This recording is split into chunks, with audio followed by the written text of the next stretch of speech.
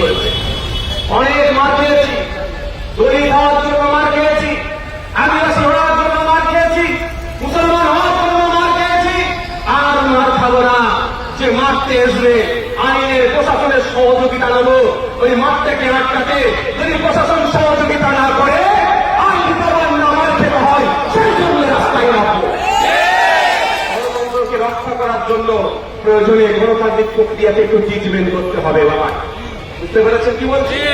গণতন্ত্রকে রক্ষা করতে গেলে গণতান্ত্রিক প্রক্রিয়াকে একটু ট্রিটমেন্ট করতে হবে।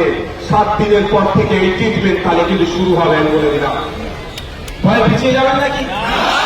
কোনো থানা যদি ফোন করে বলে অফিসার এখানকার বড়বাবু ভালো লোক আমি শুনেছি, ভালো হওয়াটা স্বাভাবিক, বড়বাবুর উদ্দেশ্যে বলবো সিভিক ভলেন্টিয়ার ফোন করে চমকাচ্ছে, এগুলোকে একটু সামলাবেন আপনার সিভিকদেরকে।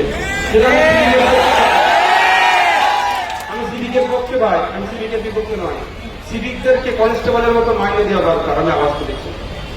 সমকাজে সমবেতন, একটা সিভিক ভলেন্টিয়ার কোনো কনস্টেবলের থেকে কম কাজ করে না কিন্তু ভাই, তাহলে মাইনে কেন পাবে না? কিন্তু যে সিভিক যদি মনে করে ধমকাবো চমকাবো, ও তোমার ধমকানো চমকানে রাখো বাবা, তোমার এসপি তোমার পুলিশ মন্ত্রী আমাকে ধমকে রাখতে পারেন যে আপনি আমার ছেলেদের ধমকাবে। আমি থানার দায়িত্বপ্রাপ্ত আধিকারিকের উদ্দেশ্যে বলবো এগুলো আপনাকে লক্ষ্য রাখবে। সকল সুবিধা অসুবিধা, আমরা সংবিধান প্রেমী মানুষ, গণতন্ত্রে বিশ্বাসী, সুবিধা অসুবিধা থাকতেই পারে।